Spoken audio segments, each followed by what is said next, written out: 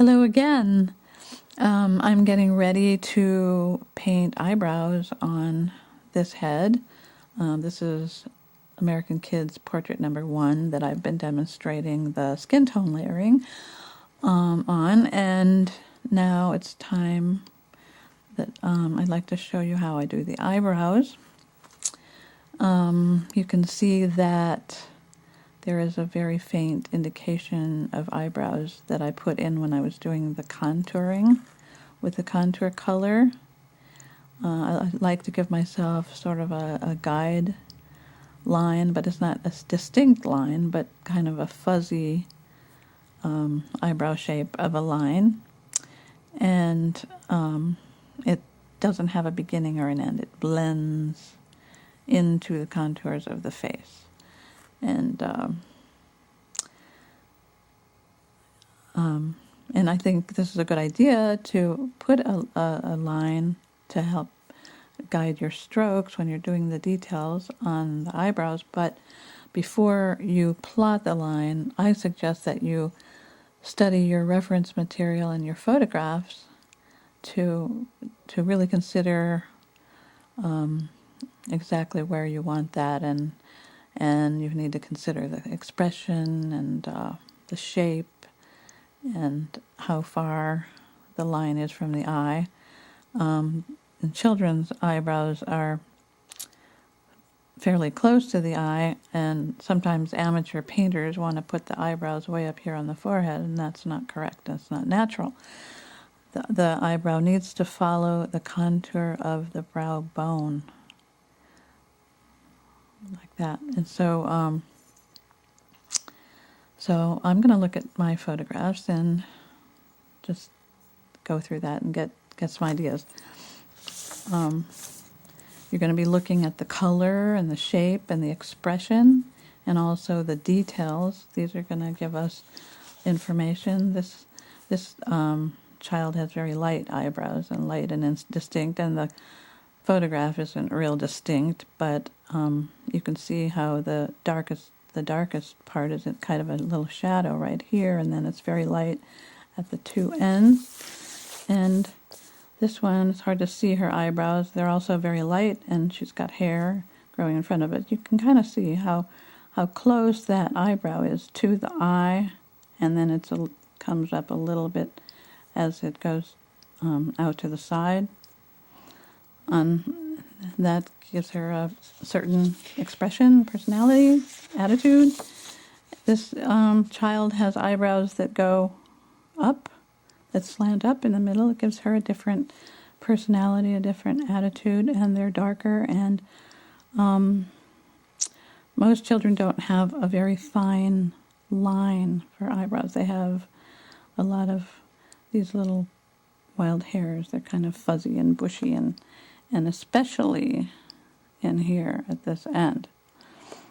And you can't see the other end, but it's also more sparse than the middle of the eyebrow, and I like to keep emphasizing that. Here's a girl with light eyebrows, young child, and you can really see how the middle of the eyebrow is the darkest point because the hairs are more dense there and possibly thicker. This end is very light with very fine hair, and same with the other end. So we're going to work on this in our technique by mastering painting very fine feathery lines so that we don't pile up thick lines and make the eyebrows too thick at the ends. And that's what I'm going to be showing you, is how to do very fine feathery lines for your eyebrows. Here's a close-up, and you can see the details, but you can see how light they are at the two ends compared to this middle part that's denser because there's thicker hair there. Here's the last one, a little real good close-up, and you can see the line It's densest here and very, very light here. And her hair's in the way, but this is the densest part, but there are also little fuzzies coming out. But they're so light, you can hardly see them, so we're going to have to paint them that way. Paint them very light and soft and fuzzy. So that's what we're going to be concentrating on and painting the eyebrows. So I'll be back with mixing the colors. Stay tuned. Hello again. I have my Stay Wet palette. I just opened it because I'm going to be mixing up some colors for painting eyebrows, and the colors I'm using are mainly in this corner: the burnt umber, carbon black, burnt sienna, and sometimes raw sienna. And occasionally for highlighting blonde eyebrows, I use a bit of the Naples yellow. So I'm just going to take a little bit. We need to put a lot of water in this paint. So I'm going to use this palette that will allow me to work with the paint in a very diluted state, because that's what it takes to make very fine feathery lines, watered down paint. So like starting with some burnt umber and mixing in some water. I'm going to try to get this color, burnt umber, is a very gentle color. It's not intense at all. It's very light. You can't, if you water it down, you'll get a fairly faint fuzzy line. And I think that's a good way to start, because we can practice making lines that are very soft and light, and then we can gradually bring up the color as we get more confidence that we're getting the look that we want. So I think I'm just going to start with a little bit of burnt umber watered down on my palette, and I'll mix a little bit more later on other colors. The brush I like to use, and I really don't think it's possible to get really fine lines with another brush, and some people aren't real comfortable with this brush, but I think it just takes some practice getting used to painting with it and getting the idea of how to load it and how to hold it, and how to apply the strokes to the porcelain or whatever you're painting, vinyl. This is 18/0 low Cornell script liner. And I will demonstrate how to load the brush to make fine lines. I'm going to use a piece of paper towel for blotting. You have to do a lot of blotting. First I get some water in my brush and then blot out most of the water. Hang on a minute. Okay, I'm back. Retarder medium. I always use some of that for fine lines, and I'm going to put that right in the middle of the palette. And I load the brush with the medium, but I blot most of it out, especially the tip, because this is going to keep the paint from drying out up here. We want it to stay wet. We want it to keep coming off the end of the brush. And then when I load the brush, I just load the very tip of the brush. And let's see what kind of stroke we get. A very light stroke. And it's going to be very light, but this is going to be sort of a shadow brow that we're creating, so we don't want it to be very dark. And here's my head. Moving in. I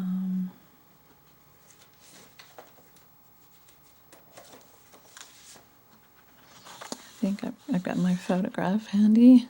I'm going to work from this one. I'm going to start where I want the most color, which would be in the middle. following this line, kind of in the middle of that area. Now, can you see those lines? They're actual distinct lines, but they're very fine. Can you see how I'm holding the brush? I'm not holding it straight up. I'm holding it almost parallel to the place that I'm painting. And I'm putting the tip down and dragging it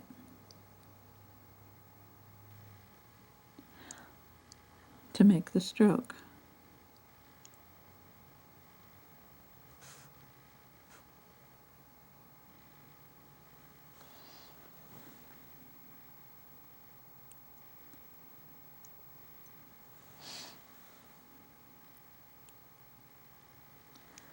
And I'm going to wait till after most of the paint has been deposited in this area before I move towards the ends where I want lighter color. Maybe that's even a little bit too light, but we'll see. Sometimes if the paint isn't rich enough, when it dries you won't see it. But I know where I'm going, so I know. Okay, I picked up a little bit more paint there, and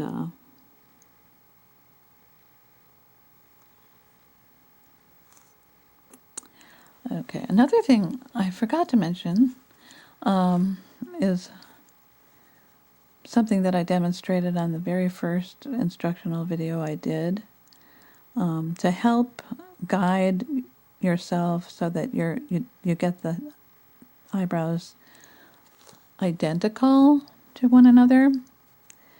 It's a good idea to kind of imagine a line between the nose and sometimes you can draw an imaginary line between the nose and then the corner of the eye and make a tiny dot there, and do the same on the other side so you don't accidentally come in too far on one of the two sides.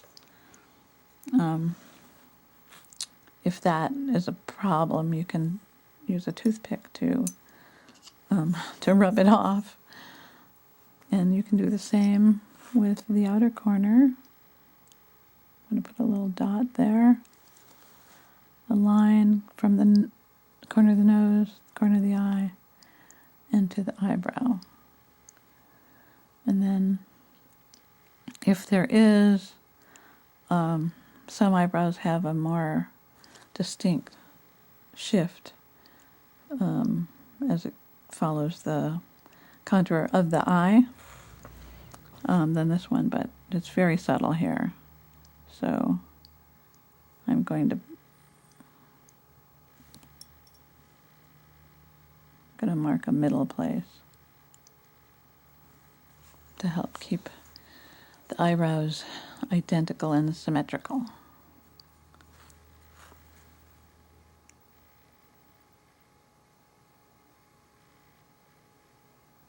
I think it's actually better if you don't have to put a mark there, but it might be helpful in the beginning,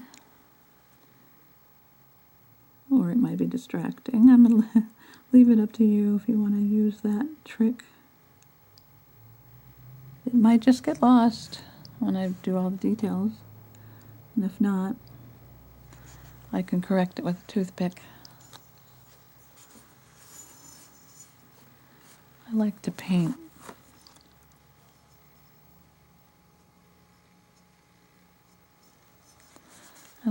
eyebrows upside down on this side.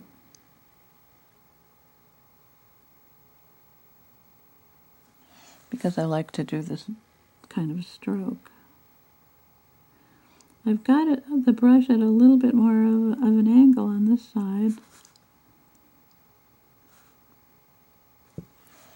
because of the way I have to hold it so I can see what I'm doing.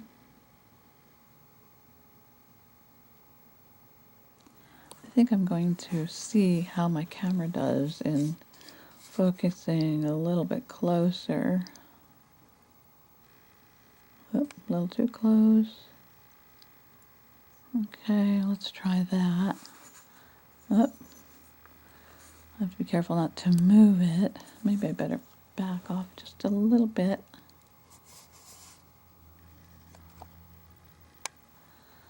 Okay. Go back to where I want the most color.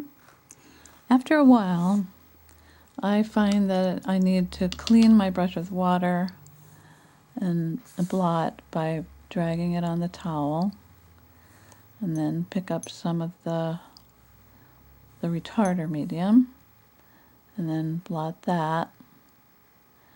If you use this kind of stroke when you're blotting, you'll keep a nice point on your brush, and then go into the paint again,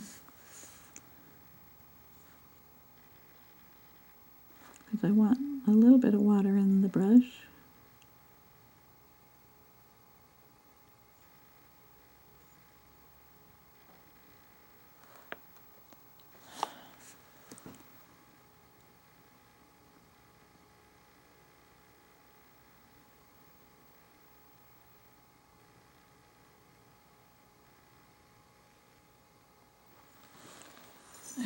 Okay.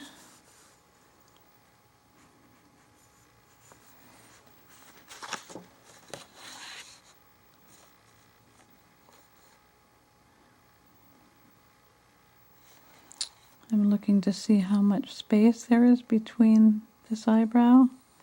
There's a couple of hairs that go a little bit inside of that mark, but they're just very light and just a couple of hairs. So I'm going to work out to that.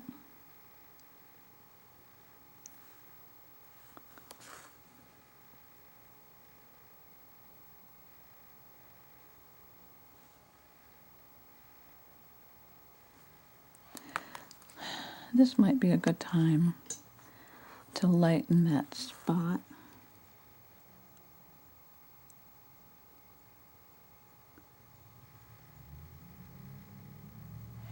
I think I'm done with it.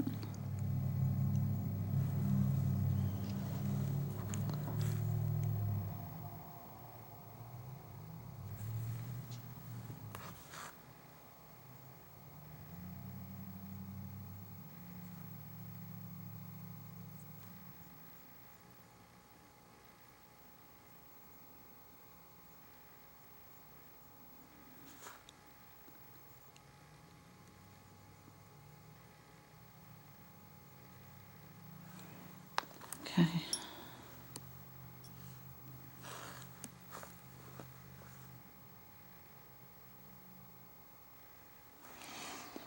Okay, I'm going to load my brush again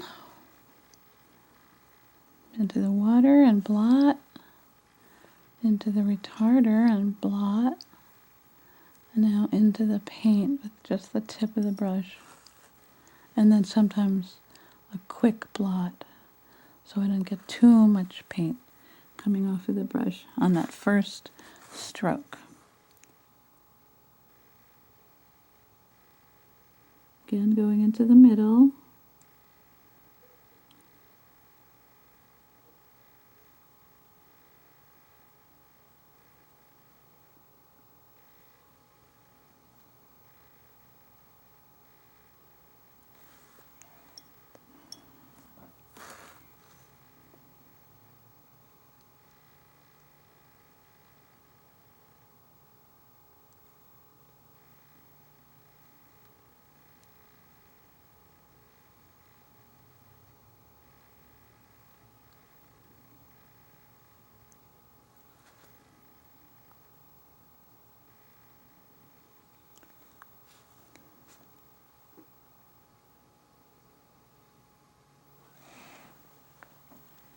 See how they're starting to look a little fuzzy in the middle because they're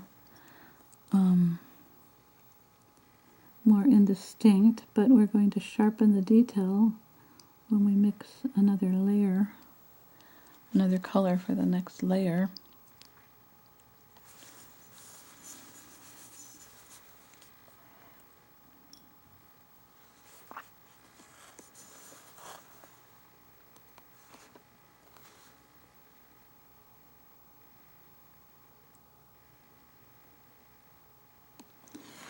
Okay, this is a little bit different stroke that I'm applying here,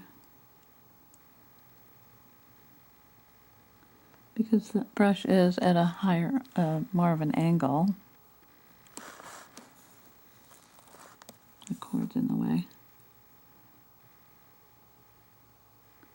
So I start in the middle where it's dense, and then I lift the brush to create a taper at the end.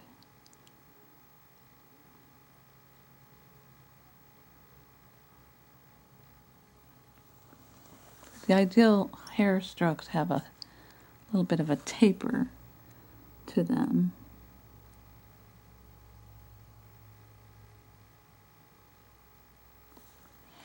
Either tapering them by putting the brush down lightly and then lifting the tip as you make the stroke. The other way is to lay it down even more lightly and applying more pressure as you make the stroke, so that the tip where you first laid the point of the brush down is the lightest, thinnest part of the line, and then when you apply some pressure in the middle, you get a little bit thicker line. All these techniques take practice, and just watching me do this is going to help you a lot.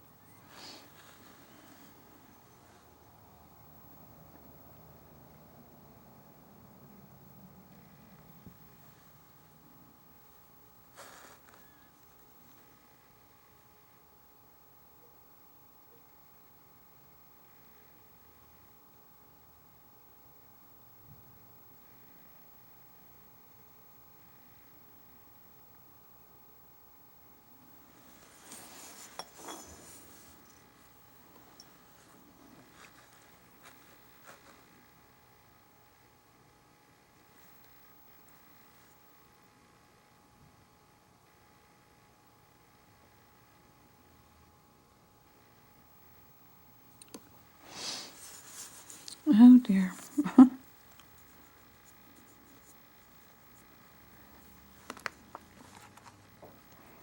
made an eyebrow where I don't want an eyebrow.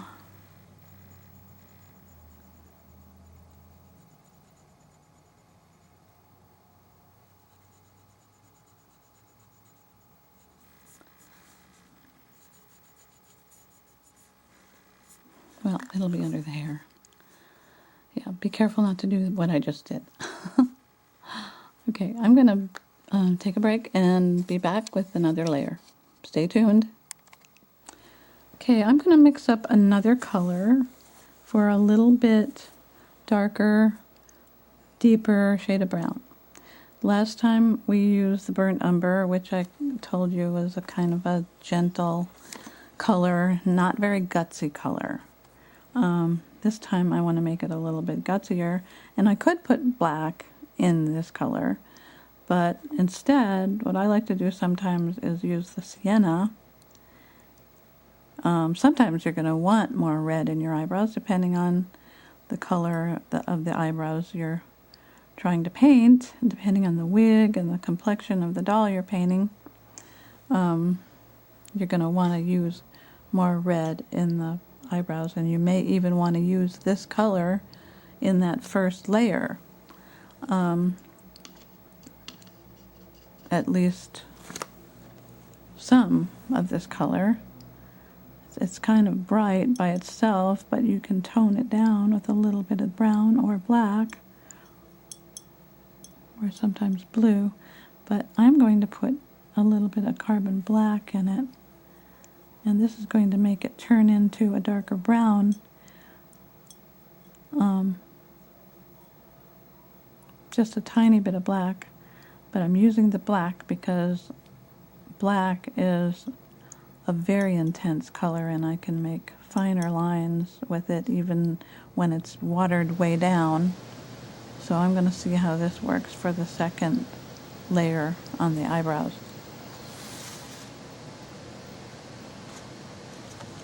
The eyebrows I'm painting, they don't have much red in them. They're just pretty much basic brown.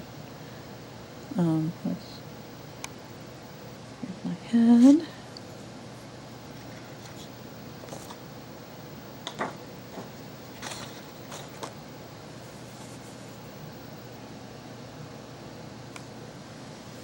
Oh, better cover up my paint. Alright. I like to keep a sponge handy also when I'm using this kind of a palette, because the air in this house is really dry. It's wintertime and the heat's on, and the paints dry out quickly, so sometimes even while I'm painting I leave the sponge on and just lift it up and load the brush. But I've got quite a puddle of paint here, so I'm not worried too much right now about it drying up in the next few minutes. So again, I blot the brush, rinse with water, blot the brush, go in the retarder and blot again, pick up some paint, and maybe a quick blot. Let's see what we get. And we put it down.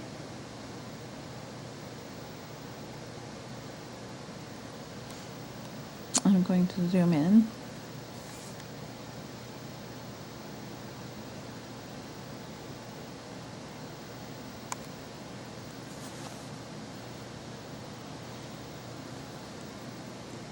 I'm just kind of going over what I did before, but starting in the middle where I want the darkest color.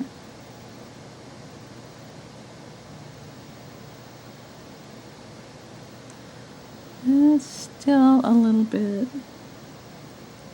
fuzzy.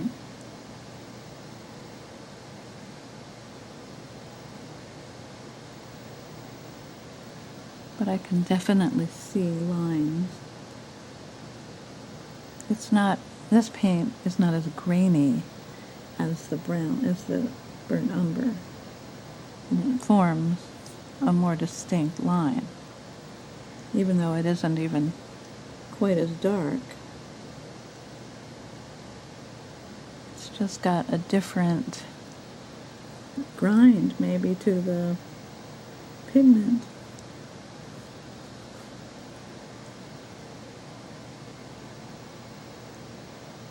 I'm just barely touching the surface with the very tip of the brush, and then moving it in the direction that I want to pull the stroke.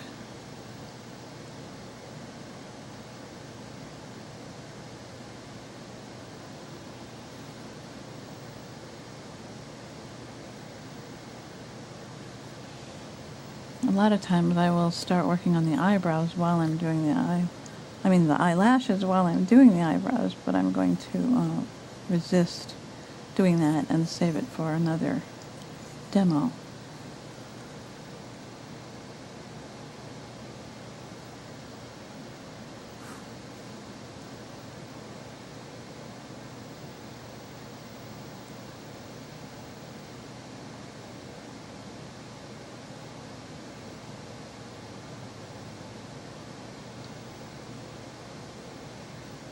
What I really like about this brush, having the long bristles, is that it holds a lot of paint and water so that I don't have to load.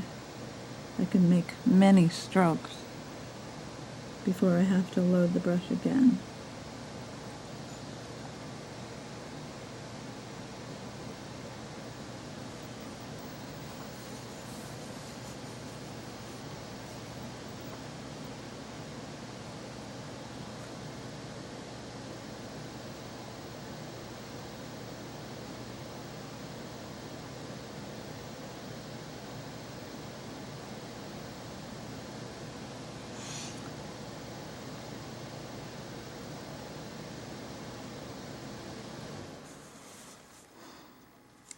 It does take a lot of practice to get the different kinds of strokes for making fine feathery lines.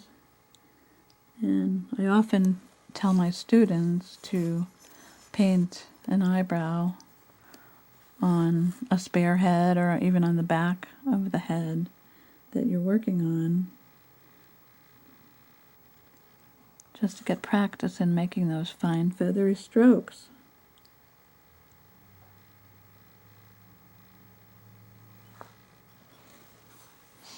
Let's look at the paint again.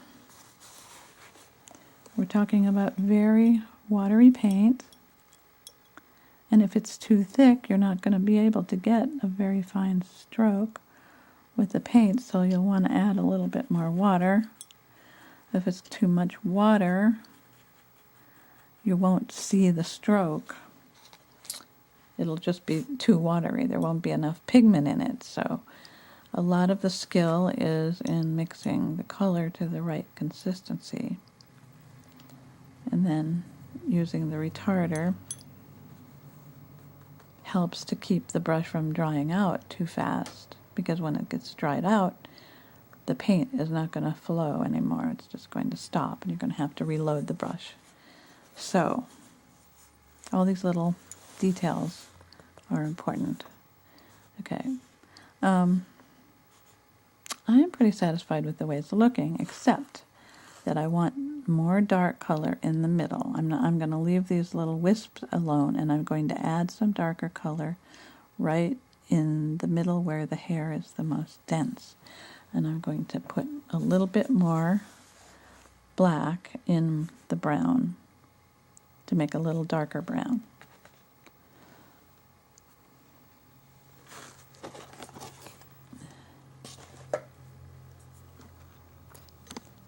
Oop.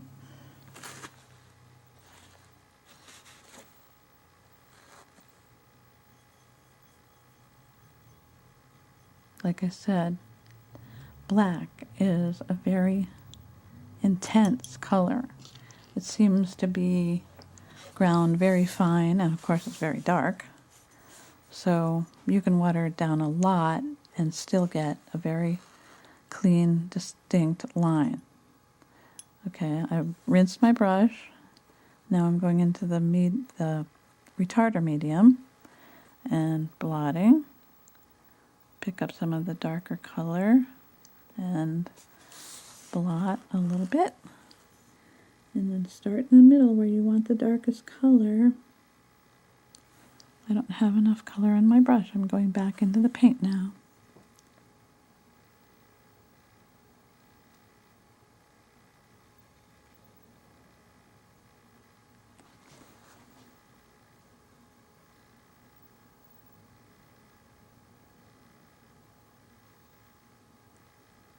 I'm only going to accent a few of the hairs in the middle, starting in the very middle and going out a little bit.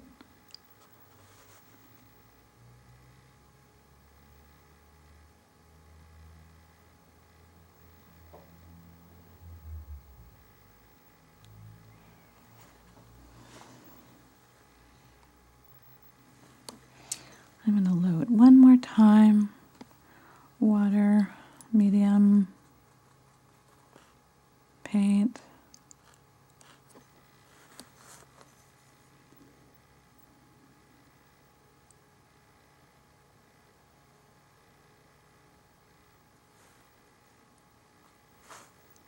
A little more paint.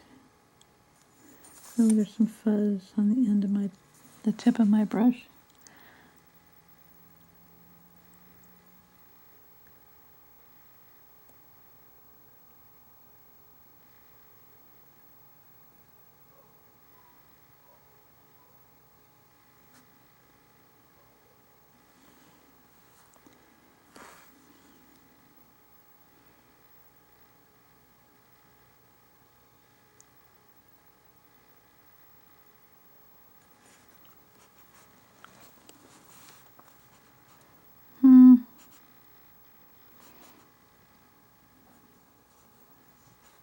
I think I got it a little bit blacker than I really wanted it to be, but I'm not going to try to take it off. It'll be okay.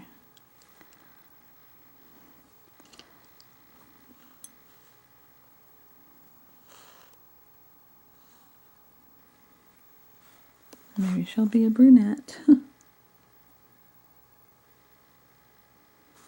Okay, I've got a little bit better mixed now.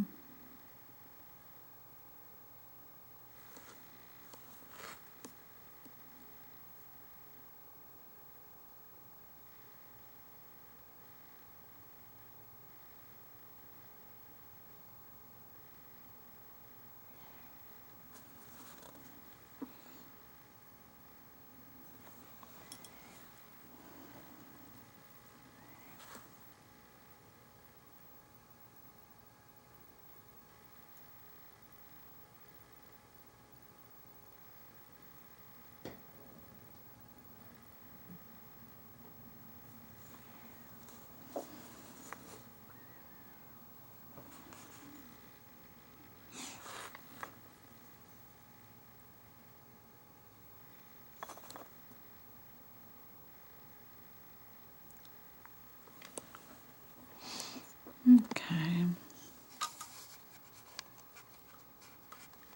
Oops.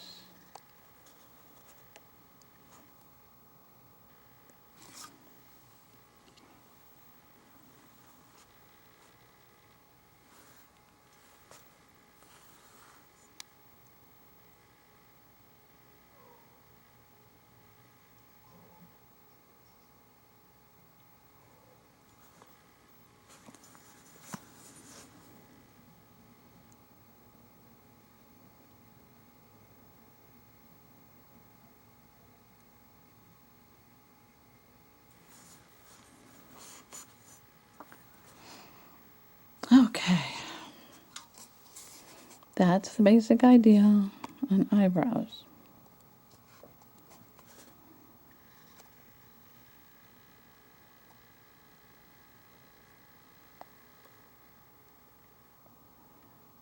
Kind of a quick demo. Be back soon and paint some eyelashes. Stay tuned. I just wanted to show you real quickly the other head that I've been working on. I went ahead and painted some lighter, more reddish brown eyebrows, a little bit different shape. I kind of went by this photograph, but I did end up making the eyebrows longer. But I was kind of looking at it for some of the patterns and the way the hairs, the direction the hairs are coming together, and that was interesting. And the colors I used, this was the first color, and it's burnt sienna with just a little bit of black.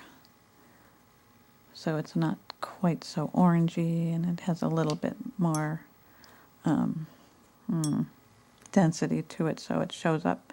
And then I added a little bit more black to this color in here, and added a little bit more black to the red to make it more brown for the secondary shade that I applied, and then a little tiny bit more black for the final details in the middle. So a little different look.